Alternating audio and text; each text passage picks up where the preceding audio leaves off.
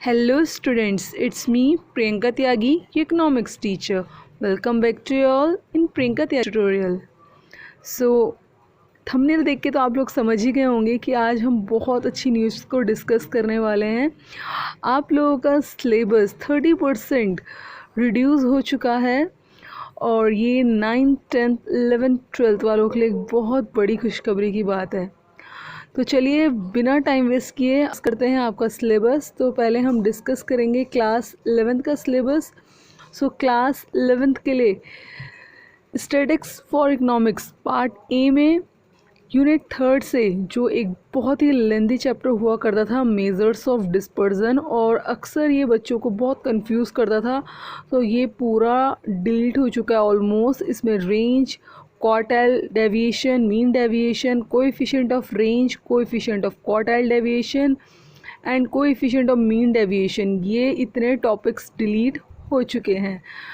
Correlation में Sherman rank correlation, ये topic delete हो चुका है। और इंडेक्स नंबर वाले चैप्टर में index number of industrial production, तो ये कुछ टॉपिक्स हैं आपके जो यूनिट 3 से आपके डिलीट हो चुके। तो मेजर्स ऑफ डिस्पर्सन, कोरिलेशन, बहुत ही अपने आप में ये लेंदी टॉपिक हुआ करते थे जो कि काफ़ी हद तक डिलीट हो चुके हैं और कन्फ्यूज़न ही एक तरह से क्रिएट करते थे बच्चों के लिए। तो आई थिंक राहत मिलेगी अब बच्चों को इस चीज़ से। अब हम देखेंगे इंट्रोडक्टरी माइक्रो इकोनॉमिक्स में। तो माइक्रो इकोनॉमिक्स में यूनिट 4 ये according to both the books है, यानी कि आपके फर्स्ट और सेकंड बुक को मर्ज करके यूनिट 4 आती है, क्योंकि 3 यूनिट्स आपकी स्टैटिस्टिक्स में इंक्लूडेड हैं। तो माइक्रो इकोनॉमिक्स की पहली यूनिट यहाँ पे यूनिट 4 बन जाती है फिर इस तरीके से। तो माइक्रो इकोनॉमिक्स को हम अगर केवल देखेंगे तो ये यूनिट 1 है, और अगर दोनों बुक्स को जोड़ के हम देखेंगे तो ये यूनिट 4 है। तो इंट्रोडक्शन जो माइक्रो इकोनॉमिक्स की पहली यूनिट है और दोनों बुक को जोड़ के यूनिट 4 है, उसमें आपका जो कॉन्सेप्ट ऑफ पीपीसी था, यानी कि प्रोडक्शन पॉसिबिलिटी कर्व और फ्रंटियर हम बोल सकते हैं जिसे, तो ये आपका पूरा टॉपिक डिलीट हो चुका है। हालांकि बहुत ही इजी था, अच्छा टॉपिक था, पर पूरा ये डिलीट हो चुका है। दूसरा हम देखेंगे यूनिट 6 में प्रोड्यूसर इक्विलिब्रियम एंड सप्लाई में आपका प्रोड्यूसर इक्विलिब्रियम पूरा एक कंप्लीट चैप्टर था जिससे 6 मार्क्स का क्वेश्चन बनता था, तो ये भी डिलीट हो चुका है पूरा कंप्लीट चैप्टर। इसमें जो कंडीशन थी आपकी MRM अप्रोच की प्रोड्यूसर इक्विलिब्रियम की, तो ये भी डिलीट हो चुकी है, यानी कि ऑलमोस्ट पूरा चैप्टर ये कंप्लीट आपका डिलीट हो चुका है प्रोड्यूसर इक्विलिब्रियम का।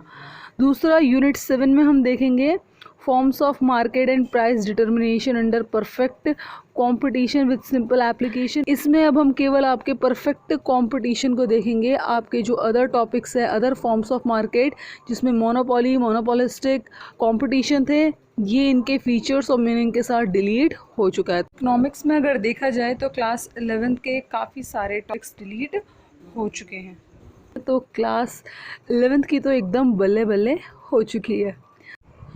तो चलिए देखते हैं अब क्लास 12th को कितनी राहत मिलने वाली है इकोनॉमिक्स में।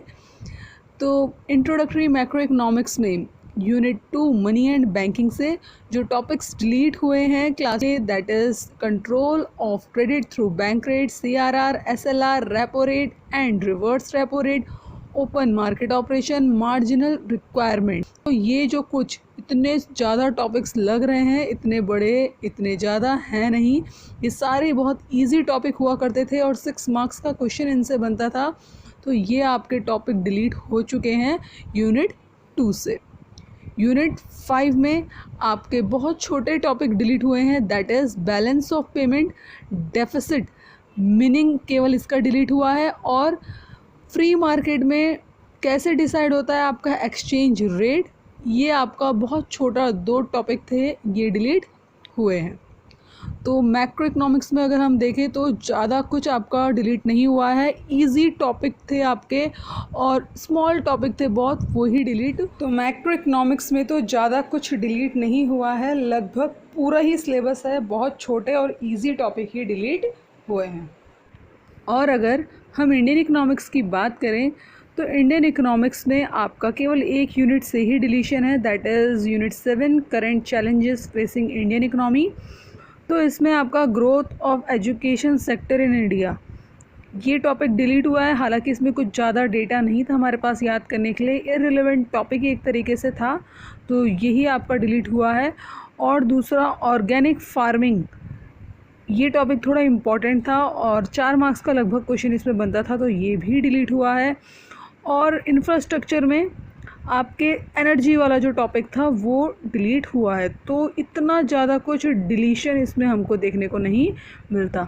तो इकोनॉमिक्स में अगर हम बात करें क्लास 12th की, तो इतना कुछ डिलीट नहीं हुआ है, इतना रिलीफ नहीं मिलेगा हम कह सकते हैं इकोनॉमिक्स में क्लास 12th को, क्योंकि इतना ज़्यादा कुछ डिलीट नहीं हुआ है क्लास 12th के सिलेबस में। जो डिलीट हुआ है वो भी काफ़ी छोटे टॉपिक्स या फिर ईजी टॉपिक्स डिलीट हुए हैं, या फिर जो इररिलेवेंट थे टॉपिक वही डिलीट हुए हैं। हालांकि अगर हम देखते हैं क्लास 11th के सिलेबस को, तो उनके सिलेबस में जो डिलीशन है वो काफ़ी अच्छा है, क्योंकि वो चैप्टर्स डिलीट हुए हैं जो लेंदी थे या फिर जो एक तरह से उनके लिए टफ़ पढ़ रहे थे, वो चैप्टर उनके लिए डिलीट हुए हैं। So that was all from my side. Thank you, and please do like, share and subscribe to my channel if you do like my videos. Thank you.